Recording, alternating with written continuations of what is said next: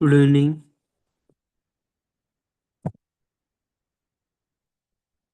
கரெக்டாக ஒரு 8:05 class start பண்ணிடலாம். ஓகே. இன்னைக்கு நம்ம என்ன பார்க்க போறோம்னா பேமெண்ட் ஆஃப் போஸ்டேஜஸ் அப்புறம் ஃப்ராங்கிங் மிஷின்ஸ் பார்க்க போகிறோம்.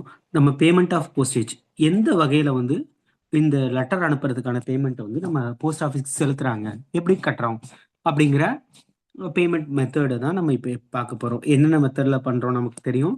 Postage stamps, franking, cash payments. இப்போது இந்த போஸ்ட் ஆஃபீஸ் ஆக்ட் இப்போ வந்து 24க்கு அப்புறம் நம்ம என்ன பண்ணுறோம் அப்படின்னா ஆன்லைன் பேமெண்ட்ஸும் அக்செப்ட் பண்ணிக்கிறோம் ஆஸ் அ போஸ்டேஜா. அப்போது என்னென்ன மெத்தடு நமக்கு இப்போ தெரிஞ்ச மெத்தடாக இருக்கும். ஒன்று போஸ்டேஜ் ஸ்டாம்ப்ஸு, ஃப்ராங்கிங்கு, இன்னொன்று online through online digital method. Through online இல்லாமல் டிஜிட்டல் மெத்தட் அது. இந்த கொஸ்டின்ஸ் கேட்க, ஏன்னா இந்த ஐபியில் கேட்டிருந்தாங்க டிஜிட்டல் மெத்தடில் நம்மளால் ஸ்டாம்ப்ஸை பர்ச்சேஸ் பண்ண முடியுமா அப்படிங்கிற மாதிரி. இல்லை, அடுத்து டைப்ஸ் ஆஃப் ஸ்டாம்ப்ஸ் பார்த்தலாம். என்ன டைப்? ரெண்டு விதமாக நம்ம ஸ்டாம்ப்ஸை பிரிச்சுக்கலாம். ஒன்று போஸ்டேஜ், அதாவது மெயிலுக்கு யூஸ் பண்ணக்கூடிய போஸ்டேஜ் ஸ்டாம்ப்ஸு. அடுத்தது நான் போஸ்டேஜ், அது நான் போஸ்டல் போஸ்டேஜ் ஸ்டாம்ப்ஸ். எதுக்கு? இந்த ஒரு அதாவது நம்ம இந்த ரெவன்யூ ஸ்டாம்ப்ஸ் அந்த மாதிரி இருக்கிறது. இந்த மாதிரி ரெண்டு வகையாக வந்து நம்ம இந்த ஸ்டாம்ப்ஸை பிரிச்சுக்கிறோம். இந்த போஸ்டேஜ் ஸ்டாம்ப்ஸுங்கிறது எதுக்கு யூஸ் பண்ணுறோம்? மெயில் ப்ராடக்ட்ஸ்க்கு, அதாவது யூஸ்வலாக நமக்கு கொடுக்கக்கூடிய மெயில் ப்ராடக்ட்ஸுக்கு இந்த போஸ்டேஜ் ஸ்டாம்ப்ஸை யூஸ் பண்ணுறோம்.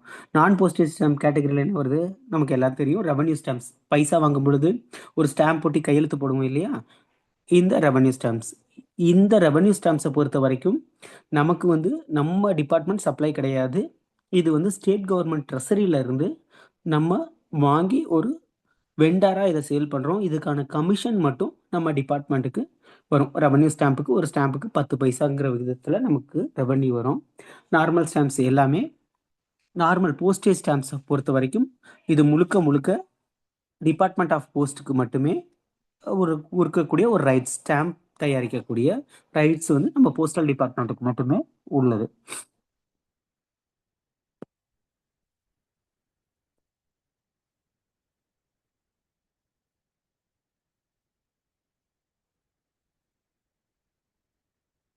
அப்போ பேமெண்ட் ஆஃப் போஸ்டேஜ் எப்படி? ஒரு ஸ்டாம்ப் வழியாவோ இல்லை ஸ்டேஷ்னரிஸ் வழியாவோ நம்ம இந்த போஸ்டேஜை எப்படி கொடுக்குறோம்? Standard method. ஸ்டாண்டர்ட் மெத்தட் என்ன? postage is paid using stamps issued by the post office under government of India. நம்ம இஷ்யூ பண்ணுற ஸ்டாம்பை வந்து, அதாவது ஒரு லெட்டர் அனுப்பணும், அந்த லெட்டருக்கு 5 ரூபாய் சார்ஜ் அப்படிங்கிறத பணமாக இல்லாமல் அந்த 5 ரூபாய்க்கான ஸ்டாம்பை வாங்கி அந்த லெட்டரில் ஒட்டி அனுப்பக்கூடிய ஸ்டாண்டர்ட் மெத்தட். அடுத்து pre embossed stationeries. Pre embossed stationeries என்ன? நமக்கு கவர், அந்த 5 ரூபாய் கவர் பார்த்துருப்பீங்க, யூஸ்வலாக எல்லாரும் பார்த்துருப்பீங்க. அந்த 5 ரூபாய் கவர், அது என்னன்னா அந்த கவரோட சேர்த்து அந்த ஸ்டாம்புமே எம்போஸ் ஆகி வந்திருக்கும். இந்த மாதிரி கவர்ஸ், இதை தான் வந்து ப்ரீ எம்போஸ்டு ஸ்டேஷ்னரிஸ்னு சொல்கிறோம். அடுத்தது அடிஷ்னல் ஸ்டாம்ப்ஸ். அடிஷ்னல் ஸ்டாம்ப்ஸ் எப்போ தேவைப்படும்? ஒரு ஸ்பீட் போஸ்ட்டை பொறுத்த வரைக்கும் நம்ம போன கிளாஸில் பார்த்தோம். ஸ்பீட் போஸ்ட்டுக்கு எப்படி இருக்கும்? வெயிட்டு, டிஸ்டன்ஸ் நார்மலாக இருக்கிறது. அதுவே 24-48 ஹவர்ஸ் நீங்கள் ரிவைஸ் பண்ணியிருந்தீங்கன்னா தெரியும், அதில் எப்படி வெயிட்டு மட்டும்தான் பேஸாக வச்சுருப்பாங்க. இந்த மாதிரி சுச்சுவேஷனில் அந்த இன்சஃபிஷியன்ட் ஸ்டாம்ப்ஸை, இப்போ ஒருத்தர் ஒரு ஒரு ஸ்டாம்ப்ஸை கொண்டு வந்துட்டாங்க, ஒரு வேல்யூ அந்த கவரில் இருக்குது. ஃபார் எக்ஸாம்பிள் இதை ஒரு என்வலப்லேயே இருக்குது. அந்த வேல்யூ, என்வலப் வேல்யூவை பார்த்தீங்க அப்படின்னா அதுக்கு மேலே நம்ம அனுப்பக்கூடிய பொருளுடைய வெயிட்டோ இல்லை அதுக்கான சார்ஜஸோ அதிகம் ஆகுது. அப்படிங்கிற பட்சத்தில் இந்த அடிஷ்னல் ஸ்டாம்ப்ஸையும் அந்த கவரில் ஆட் பண்ணுவோம். இது டிஃப்ரெண்ட் டினாமினேஷன்ஸில் நமக்கு எவ்வளோ தேவை அப்படிங்கிறதுக்கு ஏற்ற மாதிரி போடக்கூடிய ஸ்டாம்ப்ஸ் தான் இது. இப்போது நம்ம எப்படி பார்த்தோம்? ஸ்டாண்டர்ட் மெத்தடில் போடுறோம், pre printed, pre embossed method and additional stamping மெத்தடில் ஸ்டாம்ப்ஸை வந்து பேமெண்ட்டாக கொடுக்குறோம் நம்ம அனுப்பக்கூடிய மெயில்ஸுக்கு.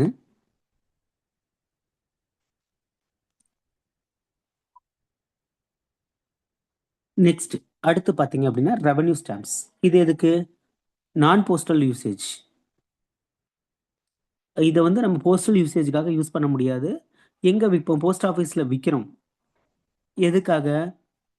ரெவென்யூ கலெக்ஷன், நான் போஸ்டல் ரெவென்யூ கலெக்ஷன் பர்ப்பஸ்க்காக இந்த ஸ்டாம்ப்ஸ நம்ம சேல் பண்றோம். அதான் இந்த ஸ்டாம்ப்ஸ் என்னது? கேனாட் பே பே போஸ்டேஜ். அத வந்து ஒரு போஸ்டேஜ் ஸ்டாம்பா நம்மளால கன்சிடர் பண்ணிக்க முடியாது. இதான் இந்த ஸ்டாம்புக்குள்ள ஒரு மைனர் வித்தியாசம்.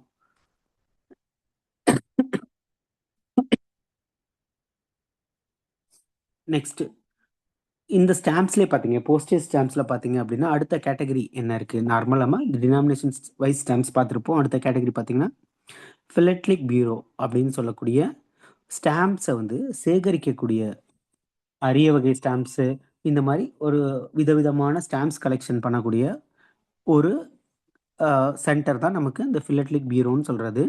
இது இந்தியா முழுக்க 68 ஃபிலட்லிக் பியூரோஸ் இருக்கு. ஓவர்சீஸ், அதாவது ஓவர்சீஸ் ஆர்டர்ஸ், அந்த இதை ஹேண்டில் பண்றது மும்பை ஜிபிஓ. இப்போ இந்த ஃபிலட்லிக் அக்கௌண்ட்டை பொறுத்த வரைக்கும் ஓவர்சீஸ் அக்கௌண்ட்டாக இருந்தால் மினிமம் 1000ம், டொமஸ்டிக் அக்கௌண்ட்டாக இருந்தால், டொமஸ்டிக் பிடிஏவாக இருந்தால் ஃபிலட்லிக் டொமஸ்டிக் அக்கௌண்ட்டாக இருக்கும் பட்சத்தில் 200 ரூபாய். இதெல்லாம் வேல்யூஸ் மினிமம் இருக்கணும். இந்த அக்கௌண்ட்டுக்கு மினிமமாக இருக்கணும். எப்படி? இந்த அக்கௌண்ட்டில் பைசா போட்டுருவீங்க, உங்களுக்கு ஒரு ஸ்டாம்ப் ரிலீஸோ இல்லை ஃபர்ஸ்ட் டே கவர் ரிலீஸோ அப்படிங்கும் பொழுது இந்த அக்கௌண்ட்லேருந்து டெபிட் பண்ணிவிட்டு உங்களுக்கான நீங்கள் எந்த அட்ரஸ்க்கு இன்டென்ட் பண்ணியிருக்கீங்களோ அந்த அட்ரஸ்க்கு உங்களுக்கு அந்த சப்ளைஸ் வந்துடும். ஓகே, அடுத்த டைப் எப்படி பார்த்தோம் நம்ம? அடுத்து போஸ்டேஜுக்கு அடுத்தது ஃப்ராங்கிங். ஃப்ராங்கிங் எப்படி? ஒரு ஆஹ், ஒரு போஸ்டேஜை பிரிண்ட் பண்ணக்கூடிய மிஷின். அது எப்படி இருக்கும் அப்படின்னா, ஒரு ஒரு லெட்டர் வந்து உள்ளே போய் ஒரு பிரிண்ட் ஆகி வெளியே வர மாதிரி இருக்கும். ஃப்ராங்கிங் மிஷின்ஸ் பார்த்துருக்கீங்களான்னு தெரியல. குரூப்பில் போடுறோம் எப்படி இருக்கும் மிஷின், எப்படி இருக்குங்கிறத நம்ம குரூப்பில் போடுறோம். அந்த பிக்சரை பாருங்கள், சும்மா ஒரு ஐடியாக்காக. எதுக்கு ஃப்ராங்கிங் மிஷின் எதுக்கு யூஸ் பண்ணுறோம்? Used to prepay postage via printing impressions. அதாவது போஸ்டேஜ் தான் நம்ம ஒட்டுறதுக்கு பதிலாக பிரிண்டிங் இம்ப்ரெஷனாக அந்த ஃப்ராங்கிங் மிஷின் மூலமாக நம்மளால் இந்த கவரில் கொடுக்க முடியும்.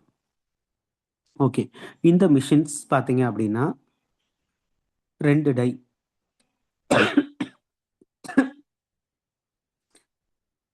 ப்ரீவியஸ். ஓகே, ஆ இதில் 2 டைப் இருக்குது. ஒன்று பார்த்தீங்க அப்படின்னா எலக்ட்ரானிக் ஃப்ராங்கிங் மிஷின்ஸ். இப்போ இந்த எலக்ட்ரானிக் ஃப்ராங்கிங் மிஷின்ஸ் இல்லை எங்கேயுமே ஆக்சுவலாக. அதுக்கு பதிலாக இப்போ ரீப்ளேஸ் ஆனது என்னன்னு பார்த்தீங்கன்னா ரிமோட்லி மேனேஜ்டு ஃப்ராங்கிங் மிஷின்ஸ், ஆர்எம்எஃப்எம்னு சொல்லக்கூடிய ரிமோட்லி மேனேஜ்டு. அந்த எலக்ட்ரானிக் ஃப்ராங்கிங் மிஷின்ங்கிறது வந்து செமி மேனுவலாக இருக்கும். அதுக்கு வந்து ரீசார்ஜ் பண்ணுறது அதெல்லாம் மேனுவல் டைப்பில் இருந்தது. அது இப்போ டோட்டலாக ரீப்ளேஸ் பண்ணி நம்மக்கிட்ட இருக்கிறது, இப்போ எல்லா இடத்துலையும் இருக்கிறது பார்த்தீங்க அப்படின்னா ஆர்எம்எஃப் எஃப்எஸ்ன்னு சொல்லக்கூடிய ரிமோட்லி மேனேஜ்டு ஃப்ராங்கிங் சிஸ்டம், இல்லை ஆர்எம்எஃப்எம்னு சொல்லக்கூடிய remotely managed franking machines. Next, இது சொன்ன மாதிரியே தான் இந்த எலக்ட்ரானிக் ஃப்ராங்கிங் மிஷின்னா என்ன? பழைய மாடல் கிரெடிட்லாம் மேனுவலாக கிரெடிட் கொடுப்பாங்க. இப்போ எப்படி? ஒரு கஸ்டமர் வந்து ஒரு ஃப்ராங்கிங்க்கு ஒரு 5000 ரூபாய் கட்டுறாரு அப்படின்னா அந்த கிரெடிட்டை வந்து மெஷினை ஓப்பன் பண்ணி மேனுவலாக ரீசார்ஜ் பண்ணுற மாதிரி இருக்கும். மேனுவலாக அந்த வேல்யூ டையை மாற்றி வைப்பாங்க. இதில் 2 டைப் இருக்கும். வேல்யூ டை ஒன்று இருக்கும், லைசன்ஸ் டை ஒன்று இருக்கும். வேல்யூ டைங்கிறது தான் எவ்வளோ இந்த போஸ்டேஜ் மேலே பிரிண்ட் ஆகுது, எவ்வளோ இன்னும் பேலன்ஸ் இருக்குது அப்படிங்கிற கொண்டு வரது வேல்யூ டையும். இது எவ்வளோ நாள் அந்த மிஷினுக்கான லைசன்ஸ் இருக்குது அப்படிங்கிறதும் லைசன்ஸ் டை அப்படின்னு சொல்லப்படுது. இந்த ஃப்ராங்கிங் மிஷின்ஸ் இதில் இஎம்எஃப்எம் பொறுத்த வரைக்கும் ஃப்ராங்கிங் இம்ப்ரெஷன்ஸ் வந்து ரெட் கலரில் இருக்கும். ஃப்ராங்கிங் இம்ப்ரெஷன்ஸ் வந்து இது மாதிரி கொஸ்டின்ஸ் கேட்கலாம். எலக்ட்ரானிக் ஃப்ராங்கிங் மிஷின்ஸோட இம்ப்ரெஷன் என்ன கலரில் இருக்கும் அப்படிங்கிறத கேட்கலாம். அது பார்த்தீங்கன்னா உங்களுக்கு ரெட் கலரில் இருக்கும். ரெட் கலரில் இம்ப்ரெஷன்ஸ் பிரிண்ட் ஆகும். இதுக்கு முன்னாடி அடுத்து லிமிட்டேஷன்ஸ் ஆஃப் இஎம்எஃப். இந்த எலக்ட்ரானிக் ஃப்ராங்கிங் மிஷினோட லிமிட்டேஷன்ஸ் என்ன இருக்குது?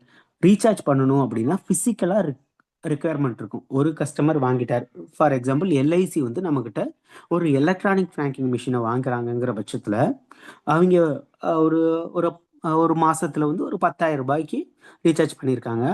அந்த 10,000 முடிஞ்சதுக்கு அப்புறம் மேனுவலா எடுத்துட்டு வந்து போஸ்ட் ஆஃபீஸ்ல அந்த ஆத்தரைஸ்ட் ஆஃபீஸ்ல கொண்டு வந்து ரீசார்ஜ் பண்ற மாதிரி இருக்கும். இதுக்கு ஆன்லைன் கிரெடிட் ஃபெசிலிட்டிஸ் கிடையாது. என்ன மெஷினுக்கு? எலக்ட்ரானிக் இஎஃப்எம்னு சொல்லக்கூடிய எலக்ட்ரானிக் ஃப்ராங்கிங் மிஷின்ஸ்க்கு கிடையாது. லார்ஜர் வால்யூம் மெயில்ஸை வந்து யூஸ் பண்ணவும் முடியாது அதில். ஓகேங்களா? சரி வாங்க. இது பழைய மெத்தட். இப்போ நம்ம யூஸ் பண்ணிட்டு இருக்க மெத்தட் பார்த்தீங்க அப்படின்னா, remotely managed franking systems or franking machines. இது என்ன? அட்வான்ஸ்டு. அது ஓல்டர், இது advanced. Online postage management system. இது எப்படி? ரீசார்ஜை வந்து நம்ம எப்படி மொபைலுக்கு ரீசார்ஜ் பண்ணுறோமோ அது மாதிரி ஆன்லைனில் ரீசார்ஜ் பண்ணக்கூடிய ஃபெசிலிட்டிஸ் உண்டு. மொபைல் ரீசார்ஜ்னா கவுண்டரில் பைசா கட்டினா போதும், மெஷின்ஸை எடுத்துகிட்டு வர வேண்டாம், ஓல்டர் சிஸ்டம் மாதிரி. இது எப்போ இன்ட்ரடியூஸ் பண்ணாங்க? ஆகஸ்ட் 16 2010 நம்ம இந்த மாதிரி ரிமோட்லி ஆர்எம்எஃப்எம் வந்து இன்ட்ரடியூஸ் பண்ணியிருக்கோம். இது எப்படி? அலோஸ் ரிமோட் கிரெடிட்ஸ் அலோவ் பண்ணுது. அதே மாதிரி இதோட இதோட இம்ப்ரெஷன் பார்த்தீங்க அப்படின்னா ப்ளூ. அப்போ பழசு என்ன சொன்னேன்? ரெட்டு சொன்னேன் பழைய மெஷின்ஸு. இப்போ இது இந்த அப்டேட்டட் மெஷின்ஸில் பார்த்தீங்க அப்படின்னா ப்ளூ இங்க் இம்ப்ரெஷன்ஸ் இருக்கும். இந்த இம்ப்ரெஷன்ஸை வச்சே நம்ம ஆர்எம்எஃப்எம்ல ஃப்ராங்க் பண்ணதா இல்லை இஎஃப்எம்ல ஃப்ராங்க் பண்ணதான்னு தெரிஞ்சுக்க முடியும்.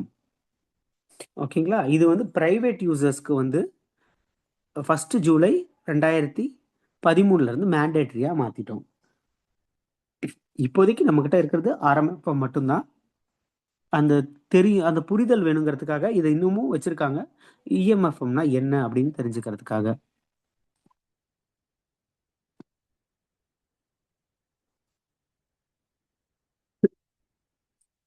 நெக்ஸ்ட் இதுல பாத்தீங்க அப்படின்னா இந்த பொசிஷன்ஸ் ஃப்ராங்கிங் இம்ப்ரெஷன் எப்படி இருக்கும்? ஃப்ராங்கிங் இம்ப்ரெஷனை வந்து இந்த டிஸ்பிளே ஆகிற மாதிரி தான் இருக்கும். தெரியலனா கொஞ்சம் அப்படியே ஜூம் பண்ணி கையை வச்சு ஜூம் பண்ணிங்கன்னா ஜூம் ஆகும். ஜூம் பண்ணி பாருங்க. இதில் பர்டிகுலர்ஸ் கொடுத்துருக்கும். ஃபர்ஸ்ட் என்ன? ஃபர்ஸ்ட் டாப்பில் என்ன இருக்கும்? அது என்ன ப்ராடக்ட்? ஒரு ரிஜிஸ்டர் போஸ்டா, இல்லை ஃபர்ஸ்ட் கிளாஸ் மெயிலா, இல்லை புக் போஸ்டா அப்படிங்கிற ப்ராடக்ட் டைப்பு அதில் ஃபர்ஸ்ட்ல இருக்கும். அந்த ஸ்டாம்பினுடைய தலைப்பு வந்து அதுவாக இருக்கும். அதுக்கு அடுத்தது சைடு பார்த்தீங்கன்னா பின்கோடு, எங்கே ஃப்ராங்க் பண்ணப்பட்டுச்சோ அந்த பின்கோடு இருக்கும். ரெண்டாவது பார்த்தீங்க அப்படின்னா அடுத்து பார்த்தீங்கன்னா ஆத்தென்டிகேட்டட் கோடுன்னு சொல்லக்கூடிய அந்த பார்கோடு தெரியுதா உங்களுக்கு? அந்த பார்கோடு இருக்கும். அதுக்கப்புறம் பார்த்தீங்க அப்படின்னா இப்போ மார்க் பண்ணியிருக்கு பார்த்தீங்களா? இதுதான் அந்த ஆத்தென்டிகேட்டட் கோடு. அடுத்து பார்த்தீங்கன்னா பிஏன்னு சொல்லக்கூடிய premium address and other special services அப்படிங்கிறத டினோட் பண்ணியிருப்பாங்க. அடுத்து இந்த சைடில் பாருங்க, மெயில் ஐட்டம் நம்பர் அப்படிங்கிறது கீழே ஒரு ஆரோ மார்க் போட்டிருக்கு இல்லையா? அந்த இடத்துல இந்த மெயில் ஐட்டம் நம்பர் அப்படிங்கிறதும் டிஸ்பிளே ஆகும். இதில் ரைட் சைடில் லோகோ இருக்கும். அதற்கு கீழே பார்த்தீங்க அப்படின்னா ஃப்ராங்க் வேல்யூ. இந்த ஆர்டிக்கலோட ஃப்ராங்க் வேல்யூ என்ன? 50 ரூபாயா, 5 ரூபாயா, 10 ரூபாயாங்கிற ஒரு டீட்டெயில் இருக்கும். அதற்கு கீழே வந்து பார்த்தீங்கன்னா லைசன்ஸ் ஐடென்டிஃபையர். அந்த லைசன்ஸ் யாருக்கு உடையது அப்படின்னு அந்த லைசன்ஸ் நம்பர் வந்து இதில் பிரிண்ட் ஆயிருக்கும். இதுதான் காம்பனன்ட்ஸ். ஒரு ஃப்ராங்கிங் அந்த இம்ப்ரெஷனுக்குள்ள இருக்கக்கூடிய காம்பனன்ட்ஸ். ஓகேங்களா? இதை ஒரு அப்படியே ஜூம் பண்ணி பாருங்க என்னென்ன காம்பனன்ட்ஸ் இருக்குன்னு.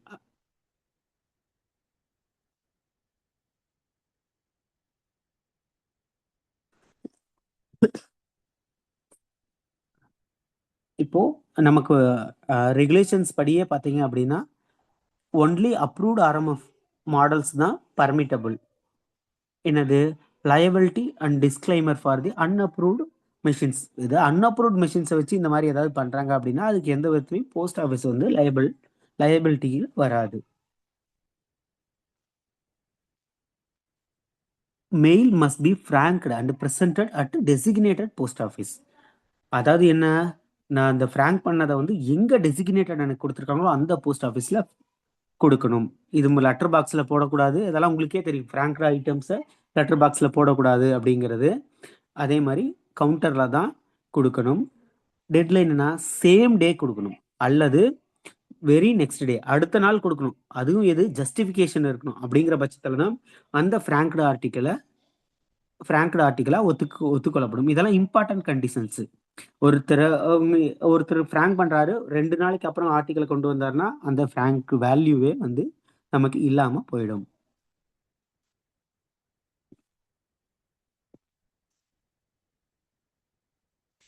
நெக்ஸ்ட், இந்த ஆர்எம்எஃப்எம் யார் கொடுக்குறாங்க? இண்டிவிஜுவல் அண்ட் கமர்ஷியல் லைசன்ஸ் அப்படியா இருக்கும் பட்சத்தில் டிவிஷன் ஹெட்டே வந்து இந்த லைசன்ஸை இஷ்யூ பண்ணிடுறாரு. ஒரு government department, for example railways apply பண்ணுறாங்க அப்படின்னா அந்த மாதிரி மிஷின்ஸோட லைசன்ஸை ரீஜனல் ஹெட் வந்து அப்ரூவ் பண்ணுவாங்க. ரெண்டே அப்ரூவிங் அத்தாரிட்டி தான். இண்டிவிஜுவல் கமர்ஷியலாக இருக்கும் பட்சத்தில் டிவிஷனல் ஹெட்டும், கவர்மெண்ட் டிபார்ட்மெண்ட்ஸாக பொறுத்தவரையிலும் ரீஜனல் ஹெட்டும் இதை அப்ரூவ் பண்ணுறாங்க.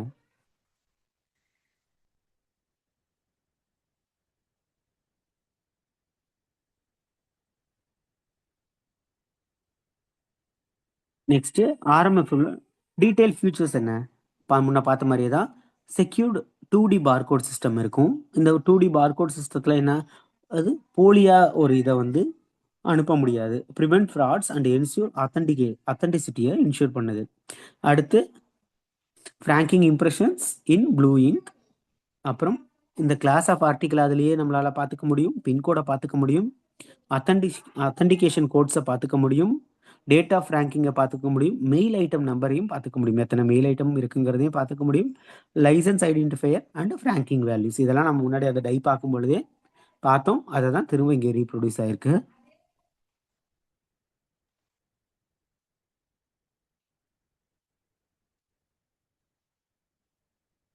லைசன்ஸ் ப்ராசஸ் எப்படி அப்படின்னு பார்த்தீங்க அப்படின்னா, அப்ரூவ்டு யாருக்கு எந்த வெண்டருக்கு நம்ம அப்ரூவ் பண்ணியிருக்கோமோ அங்கே இருந்தால் ஃப்ராங்கிங் மிஷினை யார் வாங்கணும்னு நினைக்கிறாங்களோ அவங்க வாங்கவும் முடியும். அண்டு அதுக்கான லைசன்ஸ் ஃபீயை கட்டணும். அப்புறம் லைசன்ஸ் அப்ளை பண்ணி அதற்கான டாக்குமெண்ட்ஸ், என்ன பிஸ்னஸ் பண்ணுறாருங்கிற டாக்குமெண்ட்டை ப்ரொடியூஸ் பண்ணணும். வெரிஃபிகேஷன் முடிஞ்சதுக்கப்புறம் லைசன்ஸ் இஷ்யூ பண்ணப்படும். இண்டிவிஜுவலாக இருந்தால் டிஹெச்சும் அல்லது கவர்மெண்ட் டிபார்ட்மெண்ட்டாக இருக்கும் பட்சத்தில் அதை வந்து ரீஜனலில் இருந்தும் இந்த லைசன்ஸை அப்ரூவ் பண்ணுவாங்க.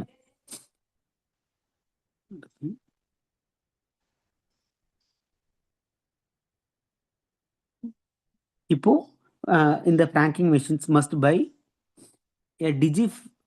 என்ன பண்ணும், by Digifrank plus machines from authenticated OEMs. ஒரு ஓஇஎம்ங்கிறது ஒன்றும் இல்லை, ஒரிஜினல் எக்யூப்மெண்ட் மேனுஃபேக்சரர், அவ்வளோதான். அதுதான் ஓஇஎம். எந்த மெஷினை வாங்கணும்? டிஜிஃப்ராங்க் ப்ளஸ் அப்படிங்கிற மிஷின் தான் ஆத்தரைஸ்டு மிஷின், அதை நம்ம வாங்கணும். இது யாரெல்லாம் பண்ணுறாங்க? பிட்னி போஸ் பண்ணுறாங்க, நியோ போஸ் பண்ணுறாங்க, ஃபார்மா சிஸ்டம்ஸ் பண்ணுறாங்க.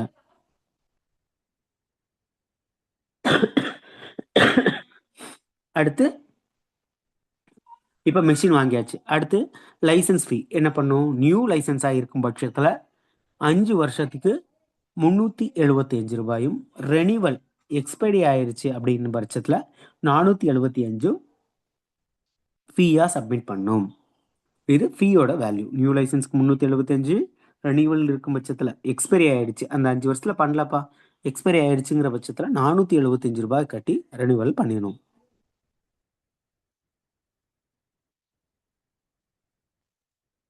அடுத்து அப்ளிகேஷன் எப்படி சப்மிட் பண்ணுறாங்க? ஒரு ஃப்ராங்கிங் மிஷின் அப்ளை பண்ணுற ஒரு லைசன்ஸை வந்து மஸ்ட் அப்ளை எ லைசன்ஸ் வயா ஃப்ராங்கிங் மிஷின் வெண்டார். வெண்டார் மூலமாக லைசன்ஸ்க்கு அப்ளை பண்ணும். Application forwarded to licensing authority. யார் எந்த கேட்டகரியில் வராங்களோ அந்த லைசன்சிங் அத்தாரிட்டிக்கு அனுப்பப்படும். அது கூட என்னென்ன வைக்கணும்? ரிக்வயர்ட் டாக்குமெண்ட்ஸ்னு பார்த்தீங்க அப்படின்னா, ஃப்ராங்கிங் மிஷினோட மாடல் இருக்கணும், சீரியல் நம்பர் இருக்கணும், அந்த proof of licence of fee payment இருக்கணும், என்ன பிஸ்னஸ் பண்ணுறாருங்கிறதுக்கான டீட்டெயில்ஸ் இருக்கணும், ஓஇஎம் ஆத்தரைசேஷன் வேணும். இப்போது அந்த 3 ஆத்தரைஸ்டு வெண்டாட்டை வாங்கும் பொழுது அவங்க தான் அந்த ஓஇஎம் ஆத்தரைஸ்டுங்கிறது சொல்லக்கூடிய அந்த சர்டிஃபிகேட்டும் தேவைப்பட்டால் இதோட வைக்கணும். அடுத்து வெரிஃபிகேஷன் ப்ராசஸ். வெரிஃபிகேஷன் ப்ராசஸ் என்ன நடக்கும்? Licensing authority conducts verifications sex. இந்த மாரி அந்த இதெல்லாம் கரெக்ட்டா இருக்கா? அவர் குடுத்திருக்க பிசினஸ் தான் பண்றாரா? நம்மகிட்ட ஒரு பிசினஸ சொல்லிட்டு, வேற ஏதாவது பிசினஸ்க்கு இந்த மெஷின்ஸ யூஸ் பண்றாங்களா? அப்படிங்கிறத பார்க்கணும். அந்த ஆத்தென்டிசிட்டி ஆஃப் OEM பார்க்கணும். ஃபீ கரெக்ட்டா பார்த்துருக்காங்களா? இந்த ரெகுலேஷன்ஸோட கரெக்ட்டா மேட்ச் ஆகுதாங்கிறத வெரிஃபிகேஷன்ல செக் பண்ணுவாங்க.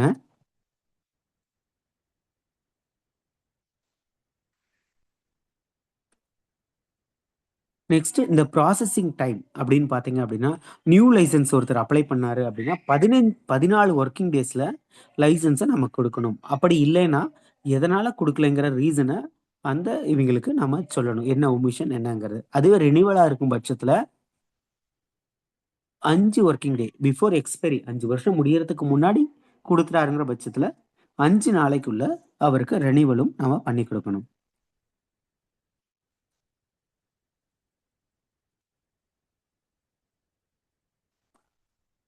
அடுத்து என்ன step? Licence renewal and refund policy. நான் ரினிவல்னா 5 வருஷம் டைம் முடிஞ்சிருச்சு. ரினிவ் பண்ணாம இருந்தாரு அப்படின்னா, மெஷின் ஆட்டோமேட்டிக்கா ஃபிராங்கிங் மெஷின் வந்து சஸ்பெண்ட் ஆயிடும்.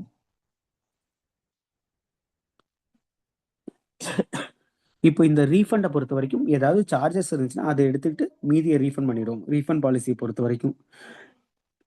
ஒரு கிரெடிட் இருக்கும். எனக்கு வேண்டான்னு மெஷின சரண்டர் பண்றாங்க. அந்த பட்சத்துல நமக்கு என்னென்ன சார்ஜஸ் இருக்கோ அத பிடிச்சுக்கிட்டு, மீதிய வந்து 30 நாளைக்குள்ள அந்த கஸ்டமருக்கு நம்ம ரீஃபண்ட் பண்ணிடுவோம்.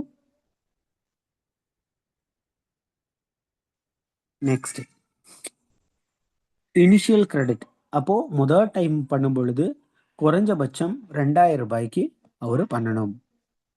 அதுக்கப்புறம் சப்சீக்வெண்ட் ரீசார்ஜ பொறுத்தவரைக்கும் ரூ. 1000 குறையாம இருக்கணும். அது மல்டிபிள்ஸ் ஆஃப் ஹண்ட்ரட்ஸ் 1100, 1200, 1300 அந்த மாரி மல்டிபிள்ஸ் ஆஃப் ஹண்ட்ரட்ஸ்ல தான் நம்மளால ரீசார்ஜ் பண்ணிக்க முடியும். 2 விதத்துல பண்ணலாம். ஒண்ணு போஸ்ட் ஆஃபிஸ் கவுண்டர்ல எம்பிசியத்துல இந்த ரீசார்ஜ பொறுத்தவரைக்கும் எம்பிசிஎம் கவுண்டர்ல பைசா கட்டி ரீசார்ஜ் பண்ணிக்கலாம். அல்லது India post போர்ட்டல்ல franking machine கஸ்டமரா register பண்ணியிருக்கும் பட்சத்துல அவரே ஆன்லைன்லயும் ரீசார்ஜ் பண்ணிக்க முடியும்.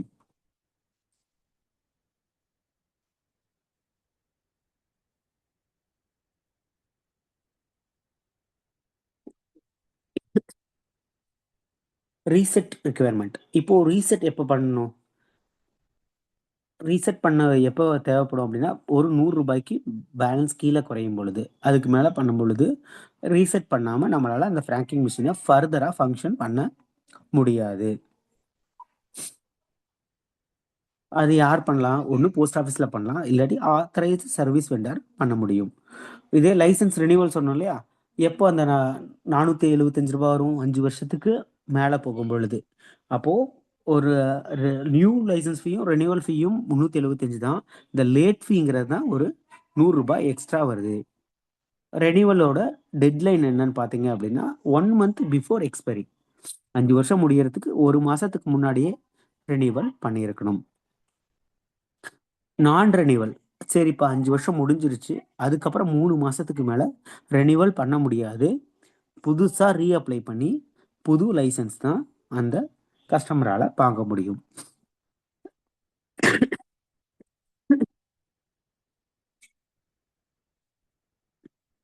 அதுக்கப்புறம் இந்த ஃபிராங்கிங் நம்ம இப்ப என்ன பார்த்துட்டோம்? Remotely connected franking machines. அப்போ அந்த ரிமோட்லி கனெக்டட் மெஷின்ஸ் வந்து எப்படி நமக்கு தெரியும்?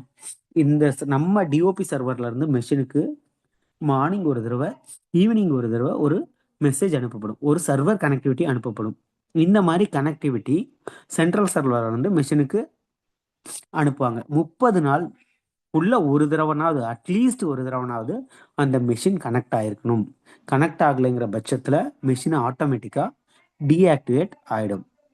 யூசுவலாவே மார்னிங் அண்ட் ஈவினிங் 2 தடவ இந்த சர்வீஸ் இந்த கனெக்டிவிட்டி மெசேஜ் போகும் அந்த மெஷினுக்கு. இந்த மாரி 30 நாள் தொடர்ந்து 30 நாள் வந்து அந்த மெஷின் வந்து கனெக்ட் ஆகாத பட்சத்துல இந்த மெஷின் ஆட்டோமேட்டிக்கா டீஆக்டிவேட் ஆயிடும்.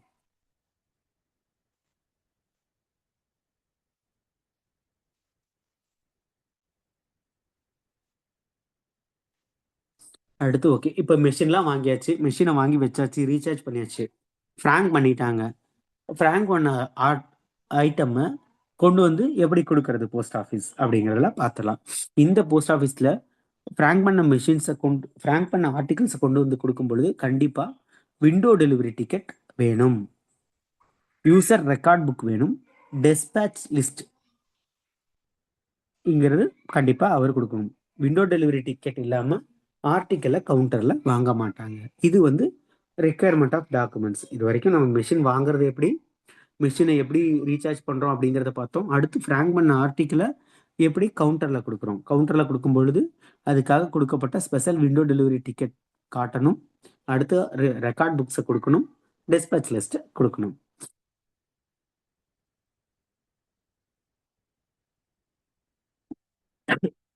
இன்டர்ன் போஸ்ட் ஆஃபீஸில் என்ன பண்ணுறாங்க, ரெண்டு டிரான்சாக்ஷன், ரெண்டு ரிஜிஸ்டராக மெயின்டைன் பண்ணாங்க. ஆஃபீஸ் ரெக்கார்ட் புக், ஃப்ராங்கிங் டிரான்சாக்ஷனுக்காக ஆஃபீஸ் ரெக்கார்ட் புக்கும், டெய்லி டாக்கெட் ரிஜிஸ்டர்னு சொல்லக்கூடிய daily monitoring of franking article. இந்த ஆர்டிக்கல் இந்த மிஷின்ல இருந்து எத்தனை ஆர்டிக்கல் ஃப்ராங்க் கொண்டு வந்து கொடுத்துருக்காங்க அப்படிங்கிற நோட் பண்ணக்கூடிய ரிஜிஸ்டர்ஸை போஸ்ட் ஆஃபீஸ் லெவலில் நாம மெயின்டைன் பண்ணுறோம்.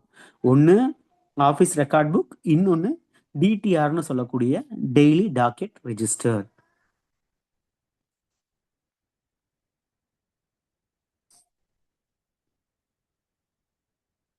அடுத்து முன்ன சொன்ன மாதிரியே தான் டெசிக்னேட்டட் போஸ்ட் ஆஃபீஸில் தான் இந்த போஸ்டிங்ஸ் போஸ்ட் பண்ணதை அந்த ஆர்டிக்கலை கொடுக்க கொடுக்க முடியும். அப்போ தான் அக்செப்ட் பண்ணிப்பாங்க.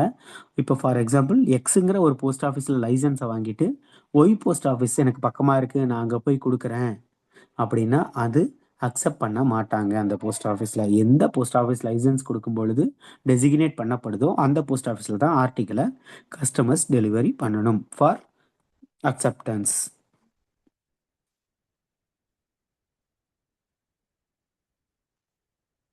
அடுத்து daily posting limits. Okay, daily posting லிமிட்ஸை பொறுத்த வரைக்கும் 3 தடவை தான் ஒரு நாளைக்கு. ஒரு நாளைக்கு 3 தடவை தான் அந்த போஸ்டிங்கை பண்ண முடியும். அதற்கு மேலே வந்து ஒரு லைசன்ஸ்டு வெண்டார் எனக்கு டெய்லியும் அரை மணி நேரத்துக்கு ஒருக்கா 100 ஆர்டிக்கல் வரும், நீங்கள் வாங்கிக்கோங்க அப்படின்னா அது பண்ண முடியாது. 3 தடவை தான் ஒரு நாளைக்கு நம்மளால் அவங்க கிட்ட இருந்து ரெசிப்ட் பண்ணிக்க முடியும். அதுக்கு மேலே வந்தால் டினை பண்ணிடலாம்.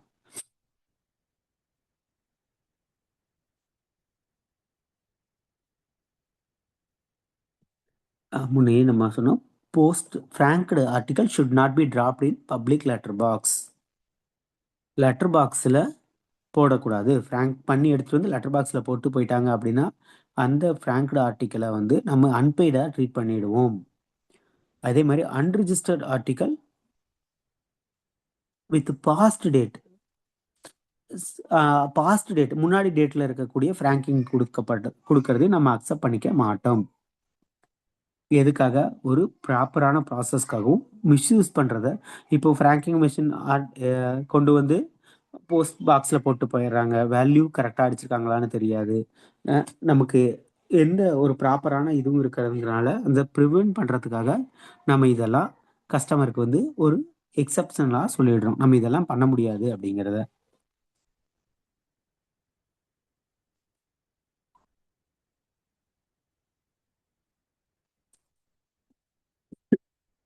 Article found in letter box are treated as unpaid. அன்பெய்டாக இருக்கும் பொழுது நமக்கு அன்பெய்டு என்ன இருக்குது, மேபி ரிட்டர்ன் டு சென்டர் கொடுக்கலாம், இல்லாட்டி போஸ்டேஜ் டியூவை வந்து அந்த ரெசிப்டன் வந்து கட்டுற மாதிரி இருக்கும். அடுத்து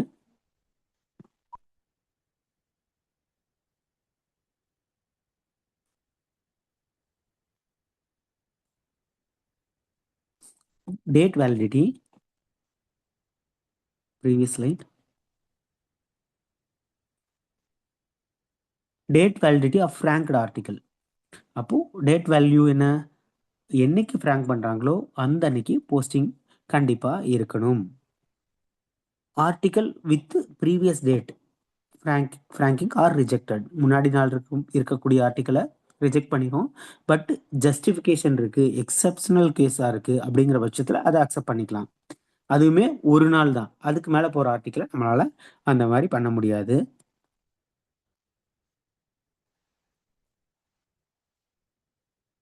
நெக்ஸ்ட் இதுக்கான ரிபேட்டும் கொடுக்குறோம். கஸ்டமரை அட்ராக்ட் பண்ணுறதுக்காக ரிபேட்டும் கொடுக்குறோம். என்ன ரிபேட் கொடுக்குறோம்? ஸ்டாண்டர்ட் ரிபேட் பொறுத்த வரைக்கும் 3%. எப்பெல்லாம் ஒரு நெக்ஸ்ட் ஒரு ரீசார்ஜ் பண்ணுறாரோ அப்போ எல்லாம் வந்து நம்ம அவருக்கு 3%ங்கிற ஒரு ஸ்டாண்டர்ட் ரிபேட்டை கொடுக்குறோம். எதுக்கு?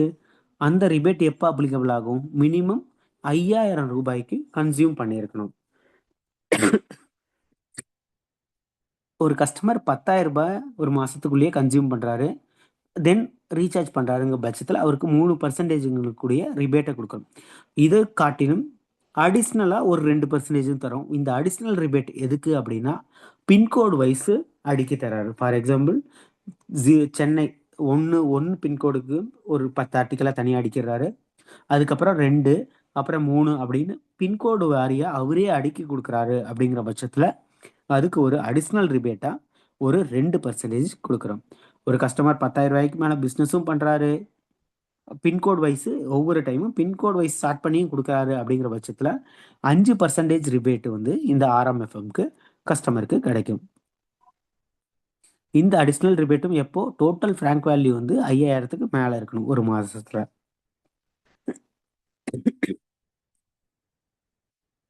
நெக்ஸ்ட்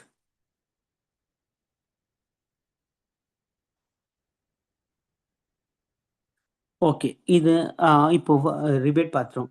ஒரு ஆர்டிக்கல்ல ஃப்ராங்க் இம்ப்ரெஷன் தப்பாயிடுச்சு, இல்லை ஃப்ராங்க் பண்ணும்பொழுது மாட்டி கிழிஞ்சிடுச்சு ஒரு கவர். அப்போ அந்த ஒரு 50 ரூபாய்க்கு அடிக்கிறாங்கன்னா அந்த 50 ரூபாய் வேஸ்ட் தானே அப்படின்னு பார்த்தீங்கன்னா அதுவும் இல்லை. அந்த கவரோட ஃப்ராங்க் பண்ண கவரோட நம்ம டிபார்ட்மெண்ட்ல கொடுக்கும் பொழுது 5% டிடக்ட் பண்ணிட்டு மீதியை வந்து நம்ம ரீஃபண்ட் பண்ணிடுவோம். என்னது? வெறும் 5% மட்டும். 50 இஃப் ஃபார் எக்ஸாம்பிள் 100 ரூபாய்க்கு ஃப்ராங்க் பண்ண ஒரு கவரு ஏதோ ஒரு தவறு நடந்துருச்சு, அதால் அவங்களால அனுப்ப முடியல. அப்படிங்கிற பட்சத்தில் அதில் 5 ரூபாயை பிடிச்சிக்கிட்டு 95 ரூபாயை ரீஃபண்ட் பண்ணிடுவோம். இது கிளைம் பண்ணுற டைம் வந்து ஒரு மாதத்துக்குள்ள, அந்த ஃப்ராங்க் பண்ண டேட்ல இருந்து ஒரு மாதத்துக்குள்ள கஸ்டமர் வந்து நம்மக்கிட்ட ப்ரொடியூஸ் பண்ணணும்.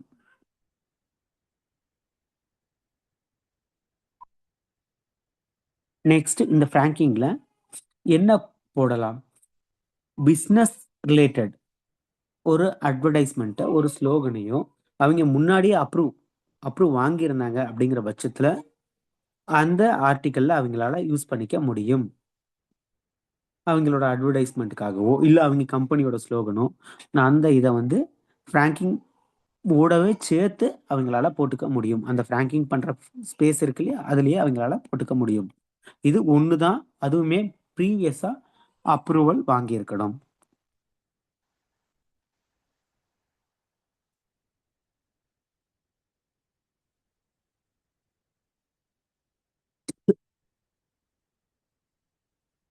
சரி, ஓகே. இந்த மாதிரி கண்டிஷன்ஸ் ஏதாவது வயலேட் பண்ணுறாங்க அப்படிங்கிற பட்சத்தில் லைசன்ஸை இமீடியட்டாக கேன்சல் பண்ணிடுவோம். அதோட அவுட்ஸ்டாண்டிங் என்ன டியூ இருக்கோ அதை ரிகவரி பண்ணிடுவோம். ரிமைனிங் இருக்கும் பட்சத்தில் அந்த ரிமைனிங் அமௌண்ட்டை ரீஃபண்ட் பண்ணிடுவோம். இது வயலேஷன் ஆஃப் ஏதாவது ஒரு கண்டிஷனை வயலேட் பண்ணும் பொழுது.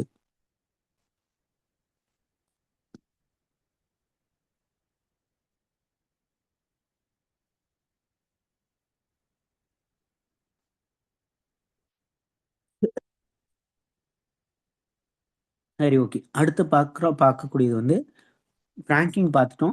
ஸ்டாம்ப் போட்டு எப்படி அனுப்புறதுன்னு பார்த்துட்டோம். அடுத்து prepayment of postage in cash. கேஷாக கொடுத்துட்டு அனுப்ப முடியுமா அப்படிங்கிற பட்சத்தில் அனுப்பலாம். இது தவிர பிஎன்பிஎலும் நம்ம போஸ்டேஜ் இல்லாமல் புக் நவ் பே லேட்டருங்கிற மெத்தட்லையும் அனுப்புகிறோம். இந்த ஃபெசிலிட்டிஸ் கேஷில் ஃபெசிலிட்டிஸ் யாருக்கு கொடுக்குறோம் அப்படின்னா பல்க் மெயிலர்ஸ்க்கு கொடுக்குறோம். இவங்க என்ன பண்ணலாம் அப்படின்னா ஒரு பேமெண்ட்டை வந்து பேமெண்ட் ஆஃப் போஸ்டேஜ் சார்ஜை வந்து ஸ்டாம்பாக ஃபிக்ஸ் பண்ணாமல் பைசாவாக அவங்களால கொடுத்துக்க முடியும். இது எப்படி?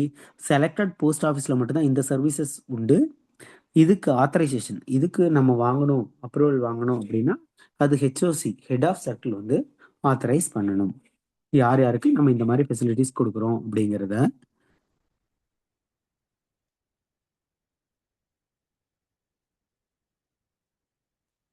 ஓகே. இப்போ ஒருத்தர் இதுக்கு இந்த ஃபெசிலிட்டி கேட்குறாரு, நான் கேஷாகவே கொடுக்குறேன் அப்படிங்கிற ஆள் கேட்குறாரு அப்படின்னா அவருக்கு என்ன ரிக்குயர்மெண்ட் இருக்கணும்? ஒரு டைமில் 500 ஆர்டிகல், 500 பேக்கெட்ஸ், 500 லெட்டர்ஸ் இந்த மாரி போடுற மாரி இருக்கணும். பிக் சிட்டீஸா இருந்தா. ஸ்மால் சிட்டீஸா இருக்கும் பொழுது 250 போதுமானது. இந்த மாரி இருக்கீங்க வந்து இந்த மாரி பிசினஸ் பண்ணக்கூடிய ஒரு கஸ்டமர் வந்து இந்த ஃபெசிலிட்டிய அவைல் பண்ணிக்க முடியும்.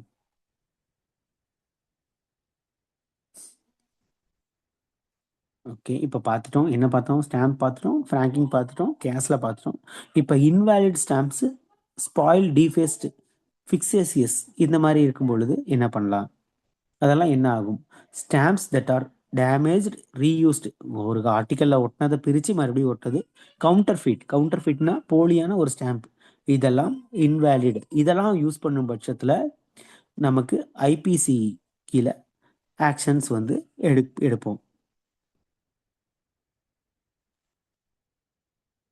Spoilt and defaced considered invalid. அது என்ன பண்ணிடுவோம்? அது வந்து ஸ்டாம்பாவே கணக்குல எடுத்துக்க மாட்டோம். ஒரு டேமேஜ், டீஃபேஸ்ட் ஸ்டாம்ப்லாம் ஒட்டியிருந்தாங்கன்னா, அது ஒரு ஸ்டாம்பாவே கணக்குல எடுத்துக்க மாட்டோம். டோன்ட் கட், பிசிக்கலி டேமேஜ்ட் இந்த மாரி இருக்கிறதும். மார்க்டு அன்ஆத்தரைஸ்டு ரைட்டிங்ஸ், ஸ்டாம்ப் மேல கரெக்டான ஸ்டாம்ப் தான், அது மேல அன்ஆத்தரைஸ்டு ரைட்டிங்ஸ் இருந்துச்சு அப்படின்னாலுமே, இதெல்லாமே வந்து இன்வேலிட் ஸ்டாம்ப்ஸா கன்சிடர் பண்ணிப்போம். அதற்கான டியூவ கலெக்ட் பண்ணிருவோம். அடுத்து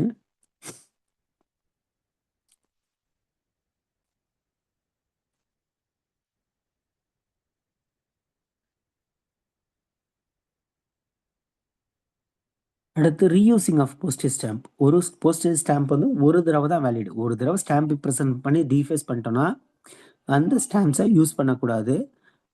இது இது இப்படி யூஸ் பண்றாங்க அப்படின்னு தெரிஞ்சா, அது வந்து லீகல் ஆக்ஷன்.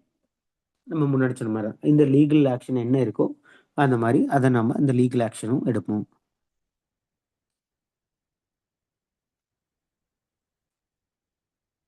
சரி, இந்த மாரி டீஃபேஸ் பண்றதெல்லாம் ஓகே. ஒருத்தர் கவுண்டர் ஃபீட்டா போலியாவே ஸ்டாம்பை தயாரிச்சிட்டாரு.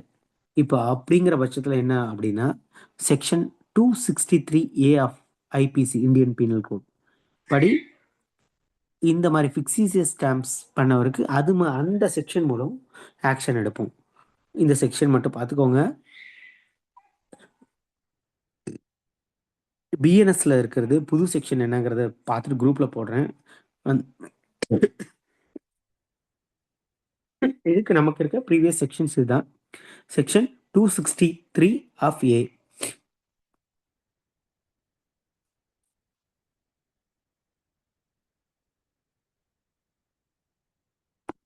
ஓகே. இப்போ இந்த மாதிரி ஸ்டாம்ப்ஸே வந்து ஒரு பிலட்ரிக் நோக்கத்துல,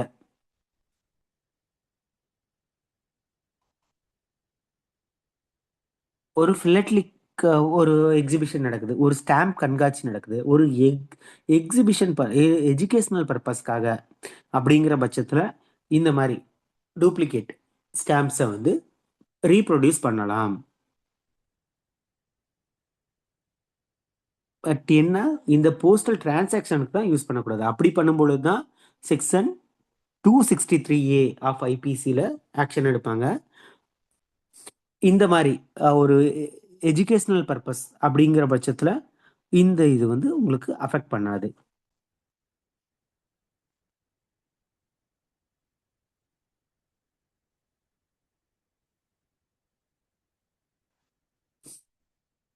எந்த இடத்துல ஸ்டாம்ப்ஸ் வந்து டீஃபேஸ் ஆகாமல் வருது? இப்போ என்ன ஒருத்தங்க டவுட் கேட்டிருக்காங்க. டீஃபேஸ் பண்ணாமல் ஆர்டிக்கல் வந்தால் அதை என்ன பண்ணலாம்? என்ன பண்ணலாம்? நம்ம டீஃபேஸ் பண்ணலாமா? கண்டிப்பா. எந்த எந்த இடத்துல நீங்க ஸ்டாம்ப்ஸ வந்து ஐடென்டிஃபை பண்றீங்க, டீஃபேஸ் இல்லாம வருதோ, அந்த இடத்திலேயே நீங்க டீஃபேஸ் பண்ணிடணும். பிஓ லெவல்னா பிஓ லெவல், எஸ்ஓ லெவல்ல இருக்குன்னா எஸ்ஓ லெவல். மேக்ஸிமம் அதுக்கான சான்ஸே கம்மி. ரொம்ப ரேர் கேஸ்ல தான் ஸ்டாம்ப்ஸை வந்து டீஃபேஸ் பண்ணாம வரும். டீஃபேஸ் பண்ணாம வர்றது எந்த இடத்துல வருதோ, அந்த ஆஃபீஸை டீஃபேஸ் பண்ணக்கூடிய ரைட்ஸும் உண்டு. டீஃபேஸ் பண்ணிக்கலாம்.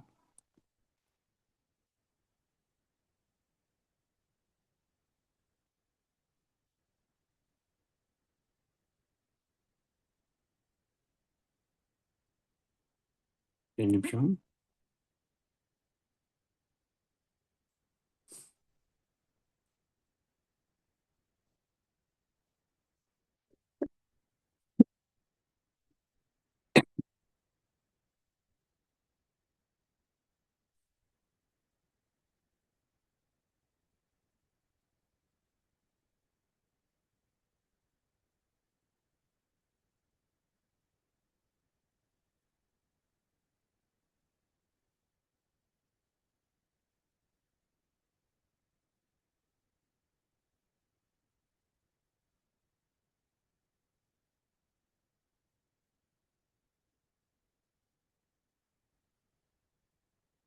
அடுத்து நம்ம ப்ராடக்ட் அண்ட் சர்வீஸில் கொஞ்சம் பார்ப்போம் இன்னைக்கு.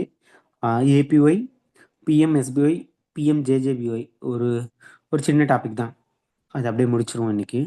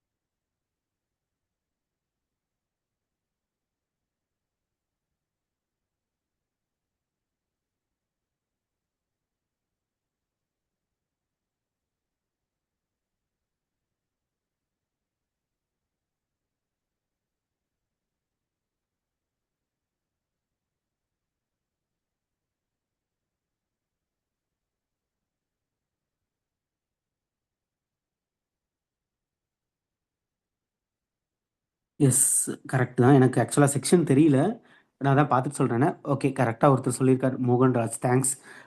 ஐபிசி 263A அதுக்கு பதிலாக ரீப்ளேஸ்டு வந்து பிஎன்எஸ்ல வந்து 186.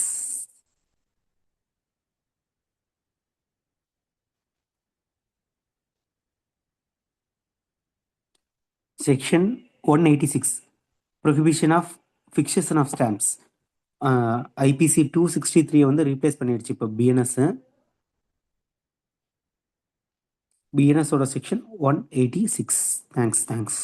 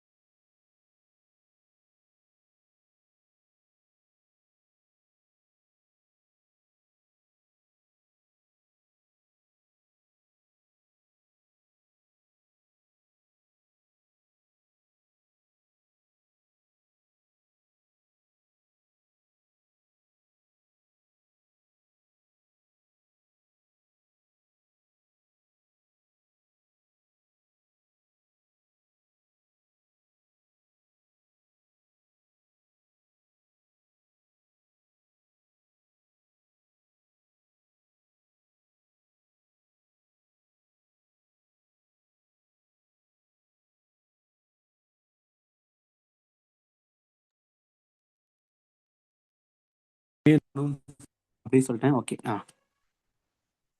கேக்குதா? கேக்குதுங்க. ஓகே. நம்ம இன்னைக்கு அடல் பென்ஷன் யோஜனா பத்தி பார்க்க போறோம். எதுக்காக பார்க்க போறோம்னா, அன்ஆர்கனைஸ் செக்டார்ல இருக்கக்கூடியவங்களுக்கும் ஒரு பென்ஷன் பெனிஃபிட் கிடைக்கணும் அப்படிங்கிறதுக்காக கவர்மெண்ட் லான்ச் பண்ண ஸ்கீம் தான் இது. இந்த ஸ்கீமை பார்த்தீங்க அப்படின்னா, ஃபர்ஸ்ட் அதாவது 9th மே ல வந்து கவர்மெண்ட் சொல்றாங்க. அதை இன்ட்ரடியூஸ் பண்ணது வந்து ஃபர்ஸ்ட் ஜூன் 2015 இன்ட்ரடியூஸ் பண்றாங்க. அண்ட் ஃபர்ஸ்ட் டிசம்பர் 2015 அந்த அன்னைக்கு வந்து நம்ம போஸ்ட் ஆஃபீஸ்ல இருந்து நம்ம இதை வந்து கொடுக்க ஆரம்பிக்கிறோம். எல்லாத்துக்குமே இந்த ஸ்கீம்ஸை வந்து எனேபிள் பண்ண ஆரம்பிக்கிறோம். இந்த ஸ்கீம் யார் அட்மின் பண்றாங்க, யார் அந்த வழி நடத்துறாங்க அப்படின்னு பார்த்தீங்க அப்படின்னா, pension fund regulatory pension fund regulatory and development authority of India அப்படின்னு சொல்லக்கூடிய பிஎஃப்ஆர்டிஏ வந்து இந்த ஸ்கீம்ஸை வந்து மெயின்டைன் பண்ணுறாங்க. இந்த ஸ்கீம்ஸோட மெயின் ஃபோக்கஸ், மெயின் மோட்டோ என்ன அப்படின்னு பார்த்தீங்கன்னா, ஒரு கேரண்டி பென்ஷன், ஓல்ட் ஏஜில் ஒரு கேரண்டி பென்ஷன் வந்து எல்லாத்துக்கும் கிடைக்கணும். இந்த அன்ஆர்கனைஸ் செக்டரில் இருக்கக்கூடிய எல்லாத்துக்குமே ஒரு ஒரு நல்ல ஒரு பெனிஃபிட் கிடைக்கணும் அப்படிங்கிறதுக்காக இந்த ஸ்கீம்ஸை வந்து ஸ்கீம்ஸோட ஆப்ஜெக்டிவாக வச்சு இதை வந்து லான்ச் பண்ணுறாங்க.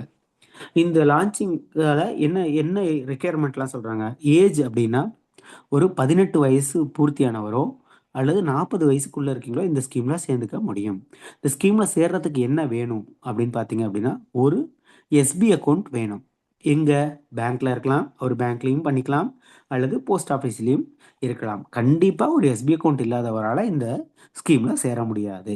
ஓகே, இருக்கு, சேர்ந்துட்டார் அப்படின்னா இவருக்கு அந்த மாதிரி அந்த பெனிஃபிட் என்னென்ன சொல்கிறாங்களோ அதெல்லாம் கிடைக்கும். இது இப்போ எல்லாத்தாலையும் ஒரு 15, அதாவது இன்ட்ரடியூஸ் பண்ணும்பொழுது என்ன பண்ணாங்க, ஃபர்ஸ்ட் லான்ச்சிங் அப்போ யாரெல்லாம் ஒரு வருமானத்துக்கு கீழே, ஒரு குறிப்பிட்ட வருமானத்துக்கு கீழே இருக்காங்களோ அவங்களுக்கு கவர்மெண்ட்டும் ஒரு கான்ட்ரிபியூஷன் கொடுத்துச்சு. அதுக்கப்புறம் கொஞ்ச நாளைக்கு அப்புறம் அந்த கான்ட்ரிபியூஷனை ஸ்டாப் பண்ணாங்க. இண்டிவிஜுவல் கான்ட்ரிபியூஷன் மட்டும்தான் அப்படின்னாங்க. 1/10/2022 அப்புறம் யாரெல்லாம் டேக்ஸ் பே பண்ணுறீங்களோ அவங்க யாருமே எலிஜிபிள் இல்லைன்னு சொல்லிட்டாங்க.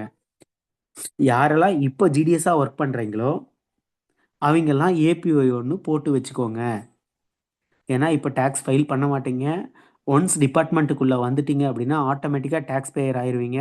அதுக்கப்புறம் உங்களால் நினச்சாலும் இந்த ஸ்கீமில் ஜாயின் பண்ண முடியாது. யாரெல்லாம் இது வரைக்கும் போடாமல் இருக்கீங்களோ அவங்கெல்லாம் போட்டுக்கோங்க. ஒரு நல்ல ஸ்கீம் தான் இது. ஓகே, இதில் என்ன மாதிரி கொடுக்குறாங்க அப்படின்னு பார்த்தீங்க அப்படின்னா, பென்ஷனை வந்து மாதாந்திர பென்ஷன் உங்களுக்கு எவ்வளோ கிடைக்கணும் அப்படிங்கிறத நீங்களாக முடிவு பண்ணிக்கணும். முடிவு பண்ணிவிட்டு அதுக்கேற்ற மாதிரி ப்ரீமியத்துக்கு நீங்கள் கட்ட போகிறீங்க. 1000, 2000, 3000, 4000, 5000 உங்கள் ஏஜுக்கு ஏற்ற மாதிரி இதுக்கு ப்ரீமியம் மாறும். கான்ட்ரிபியூஷன் பீரியட் எப்படி? ஒருத்தர் 18 வயசில் சேர்றாரு அப்படின்னா 42 வருஷம் கட்டுவார். 40 வயசில் சேர்றாரு அப்படிங்கிற பட்சத்தில் 20 வருஷம் அதுக்கு பே பண்ணுவார். இந்த கோ கான்ட்ரிபியூஷன் சொன்னேன் இல்லையா, அது வந்து கவர்மெண்ட் வந்து 50% டோட்டல் கான்ட்ரிபியூஷனில் 50% அல்லது 1000 ரூபாய் பெர் ஆனம் பண்ணிட்டு இருந்தாங்க. இப்போதைக்கு அது கிடையாது. இனிஷியல் ஸ்டேஜில் இந்த இது இருந்துச்சு. நெக்ஸ்ட்,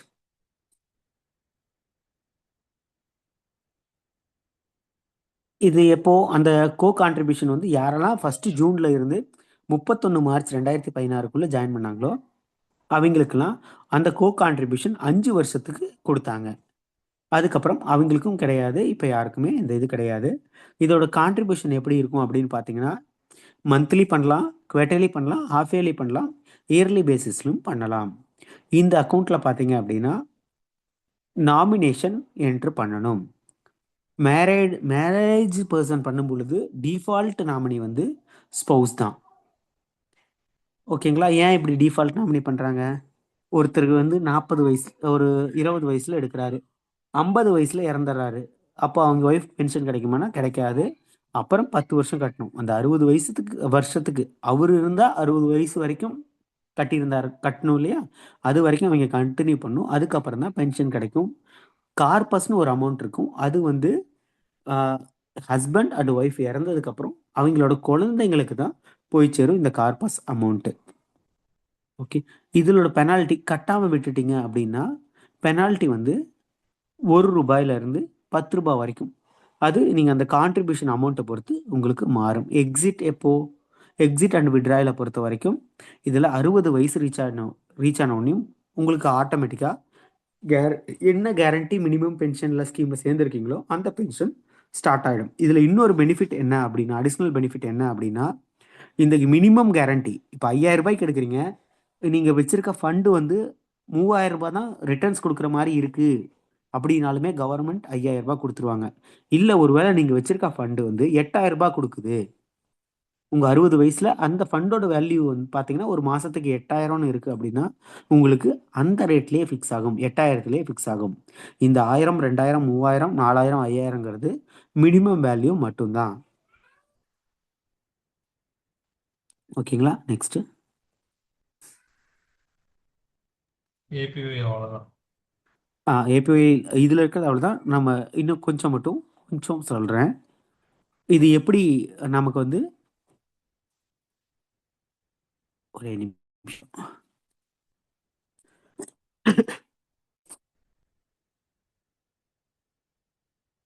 அதில் இருந்தால் கண்டினியூ ஆகுது சொல்லுங்க. என்னது? இருக்கு. நெக்ஸ்ட் கண்டினியூஷன் வச்சுருக்கீங்களா?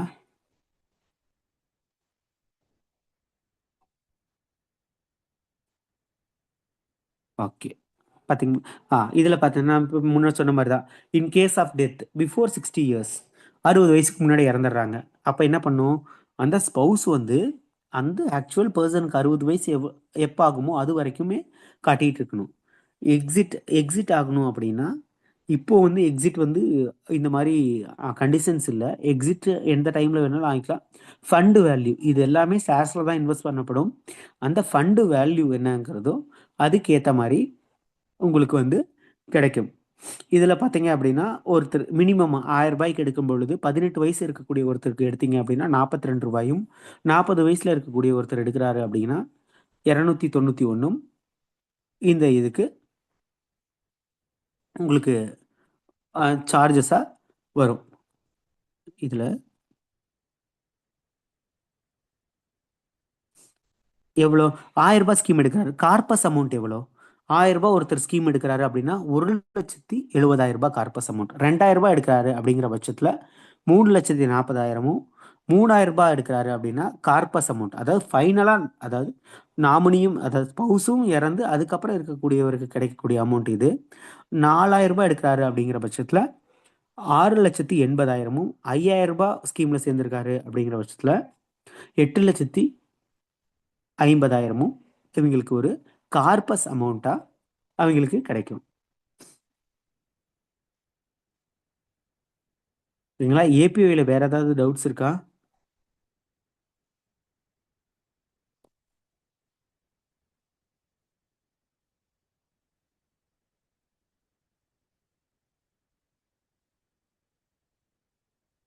ஏபிஐ ஏதாவது டவுட்ஸ் இருக்கா? ஓகே. இதில் பாருங்கள், இன்னும் ஒரு 2 பாயிண்ட் மட்டும். இந்த அக்கௌண்ட் 6 மாதம் நான் பேமெண்ட் இருந்துச்சு அப்படின்னா ஃப்ரீஸ் ஆகிடும். 12 மாதம் இருந்துச்சு அப்படின்னா டீஆக்டிவேட் ஆகிடும். 24 மாதம் எந்த ஒரு கான்ட்ரிபியூஷனுமே இல்லாமல் இருக்குது அப்படிங்கிற பட்சத்தில் அக்கௌண்ட்டே க்ளோஸ் ஆகிடும். இந்த 24 மாதத்துக்கு முன்னாடி வரைக்கும் நம்மளால் இந்த அக்கௌண்ட்டை ஆக்டிவேட் பண்ணி நம்மளால் மறுபடியும் அதை இது பண்ணிக்க முடியும், கண்டினியூ பண்ணிக்க முடியும். பட் இந்த மாதிரி ஒரு ஸ்டேஜுக்கு போயிடுச்சு, 24 மாதத்துக்கு மேலே போயிடுச்சு அப்படின்னா இந்த அக்கௌண்ட்டை கண்டினியூ பண்ண முடியாது. யாரெல்லாம் இன்னைக்கு டேட்டில் போடாமல் இருக்கீங்க அப்படின்னா இந்த ஸ்கீம் ஒரு நல்ல ஸ்கீம் தான். ஒரு பெரிய அளவுக்கு நம்ம இன்வெஸ்ட்மெண்ட் பண்ணுறதில்ல, எவ்வளோ செலவு பண்ணுறோம். இதை போட்டுக்கோங்க. நாளைக்கு நமக்கு 60 வயசுக்கு அப்புறம் ஏதோ ஒரு பணம் வந்துட்டு இருக்கும்.